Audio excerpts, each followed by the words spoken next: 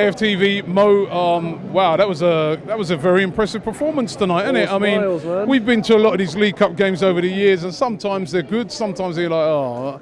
But you saw some hungry players out there tonight with a point to prove, and boy, did they prove it. Yeah, and I'm going to be honest, and we'll see if you can be honest as well here.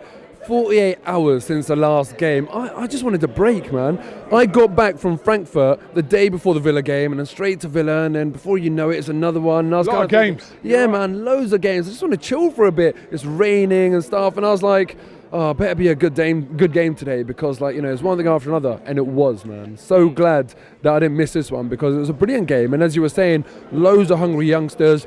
We got Holding back, we got to see Tierney make his debut, we got to see Bellerin come back.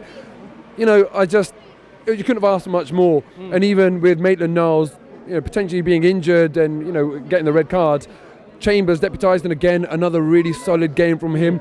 There was no negatives today. It was every positive that you could ask for. One negative a few fans have been sort of pointing out was Ozil.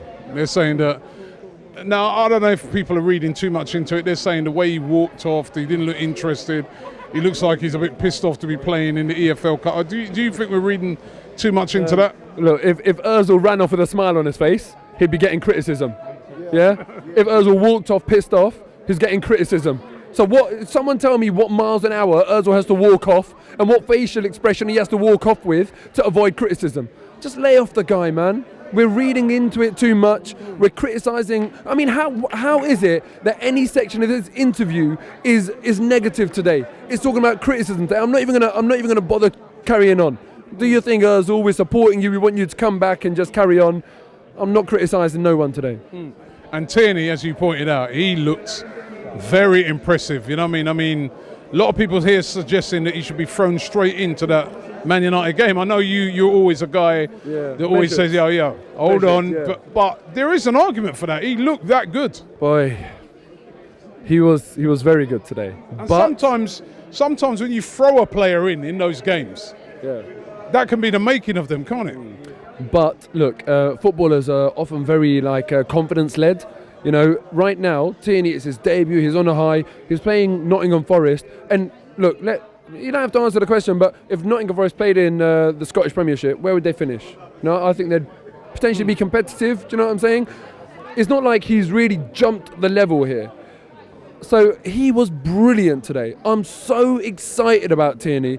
There was not just what he did on the ball, but his work rate. He's a proper footballer. No silly haircut, no silly tattoos, shirt tucked in, sprints forward, sprints back to get into position. Doesn't look like he's bothered about his Instagram account. I love him. I already love him.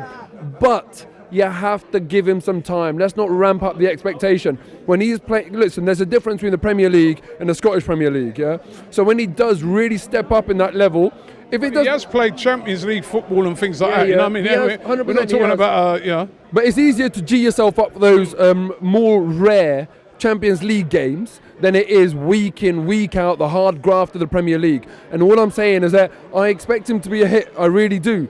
But I'm not going to load him with expectation. I'm just going to give him time. He might have a tough first season. He might take a little confidence hit. And we've got to be there as fans and support him. And remember days like today and what we've seen of him. And remember that, he is a very good player. So I'm just saying temper the elation about Tierney. You know what? I'd throw him in.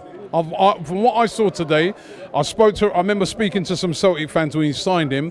And when they were telling me about his mentality and that. And I'm like, you know what? I think of all the players that played today, Willock as well. Yeah. To me, those two would be in against Man United. I'm not going to disagree with that. I think every single Celtic fan that I've spoken to about Tierney or any Scotland fan, they've been full of praise for him. There's no but. It's just praise, praise, praise. Only the manager and the medical team will know if they're match fit. Let's not forget Holding, Bellerin, Tierney. You've had a long break. If they are match fit, from what I saw today, and Chambers, I would put them all in. But if we turn up on Monday at Old Trafford and they're not in the squad or they're not in the first 11, I'm not going to throw my toys out the pram because we don't know what their fitness levels are and everything like that and what the manager's been seeing in training. You have to phase them back. They have had a few games, under 23s or whatever, so I hope they're fit and I'd love to see them play. But as I say, I'm not going to throw my toys out the pram if they don't. And who do you like in the next round? Colchester? I wanted Tottenham. I would have loved... I would have loved Tottenham, because look, that's their best chance of a trophy. And you know, every time they drop out of that competition, their season's practically over. Even now, they're a decent team. They might have a chance in the FA Cup, but in previous years. But what I love about it, there were 3 penalties left in that penalty shootout. Tottenham were 3-2 up. What do? Miss all of it. Tottenham, they're a gift that keep on giving. And listen, yeah, the last thing I'm going to end it on, Gabriel Martinelli. Seriously, if he had played today and not scored any goals, I would have praised him for his work rate. He all those long, even the goal kicks or whatever. Yeah, the goal kicks. He was getting in there. He was getting stuck in with his head. I didn't expect that of him. I rated that. Then he scored 2 goals. Rated that. But the goals he scored were pure golazzos. I mean, especially the second one, absolutely brilliant. So credit to him. And look, only negative today was Emile Smith-Rowe getting injured. It looked like a horrible injury. So I'm hoping that he's fine.